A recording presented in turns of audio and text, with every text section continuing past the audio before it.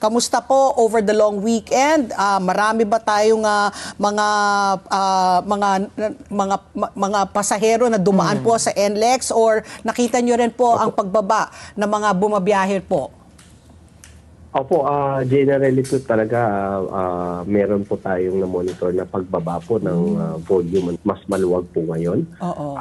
Yung pong uwian po, na ibig sabihin yung mga papunta po ng probinsya, nakaranas lang po tayo ng pagbugso nung Miyerkules po ng hapon. Kasi between 3 to 5 lang po yung nagkaroon po kami ng dagsa at nakapag-implement po ng counterflow.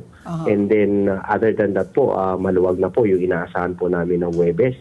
Kadalasan Huwebes, madaling araw pa lang po ay masigit na po yung daloy ng traffic po natin hanggang hapon.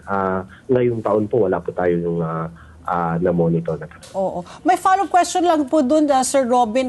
Dahil po sa napansin nyo nga, no, na medyo bumagsak po yung daloy po ng traffic dahil nga sa taas ng presyo po ng mga produktong petrolyo. Kayo ba ay nagbigay ng mga, kumbaga, relief sa mga motorista? Like, diskwento ho ba ang toll, or pareho lang po, or nagtaas po kayo recently?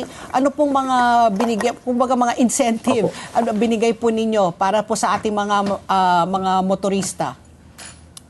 Para po sa mga public transportation po at saka yung mga Class 3 na sasakyan po natin, meron po tayong kabiyaheng toll rebate program na inumpisan po nung March 23. At tuloy-tuloy po ito hanggang May 22. So 2 months po ito.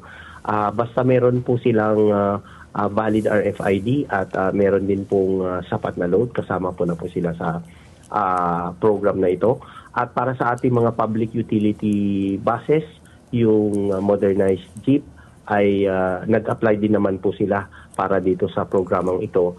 At yun pong toll rate ay ibinaba po doon sa dating rate natin bago mag-increase yung last increase po ng toll rate dito sa NLEX at SCTEX. At ito po ay kung ilalagay natin sa amount, between 12 pesos to 72 pesos po for NLEX, depende sa class at saka sa entry and exit po nila.